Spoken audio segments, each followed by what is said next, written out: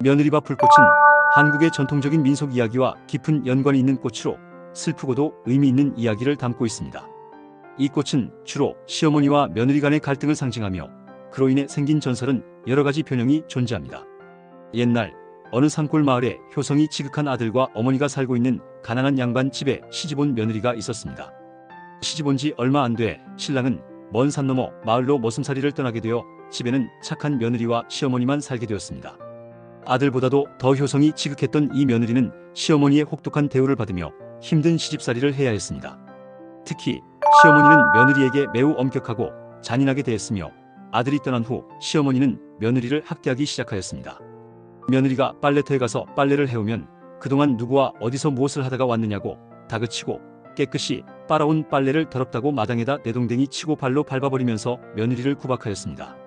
그러나 착한 며느리는 한마디의 군소리도 하지 않고 시어머니가 호통을 치면 치는 대로 용서를 빌고 다시 열심히 일을 하며 늘 시어머니의 눈치를 보며 살아야 했습니다.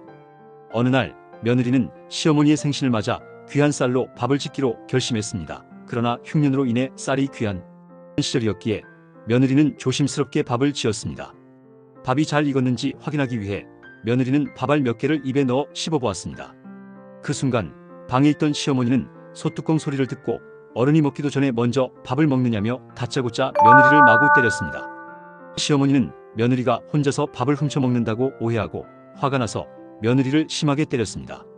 며느리는 억울함을 호소하며 변명했지만 시어머니는 듣지 않았습니다. 결국 며느리는 시어머니의 폭력에 의해 죽음을 맞이하게 되었습니다. 이 소식을 전해 들은 아들은 단숨에 달려와 통곡하고 색시를 불쌍히 여겨 마을 앞 솔밭이 우거진 길가에 고이 묻어주었으며 며느리의 억울한 영혼은 무덤에 묻혔습니다. 며느리가 묻힌 무덤 근처에는 하얀 밥알을 입에 물고 있는 듯한 붉은 꽃이 피어났습니다. 사람들은 착한 며느리가 밥알을 씹어보다 죽었기 때문에 넋이 한이 되어 무덤가의 꽃으로 피어난 것이라 여겼습니다.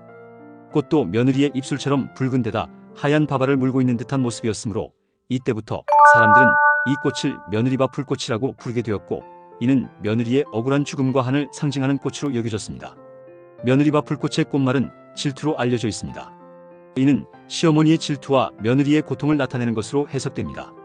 전설 속에서 며느리는 시어머니와의 갈등으로 인해 비극적인 결말을 맞이하게 되었고 이로 인해 꽃은 며느리의 한과 슬픔을 상징하게 되었습니다. 며느리밥 불꽃은 단순한 식물 이상의 의미를 지니고 있습니다. 이 꽃은 한국 사회에서 시어머니와 며느리 간의 복잡한 관계를 상징하며 고부 갈등의 역사적 배경을 반영합니다. 전통적으로 며느리는 시어머니에게 많은 압박을 받았고 이는 한국 사회의 가족 구조와 가치관을 드러내는 중요한 요소입니다. 오늘날에도 며느리와 시어머니 간의 갈등은 여전히 존재합니다. 그러나 현대 사회에서는 이러한 관계가 변화하고 있으며 서로의 입장을 이해하려는 노력이 필요합니다. 며느리밥 불꽃의 전설은 과거의 아픔을 기억하게 하며 앞으로의 관계 개선을 위한 교훈으로 작용할 수 있습니다.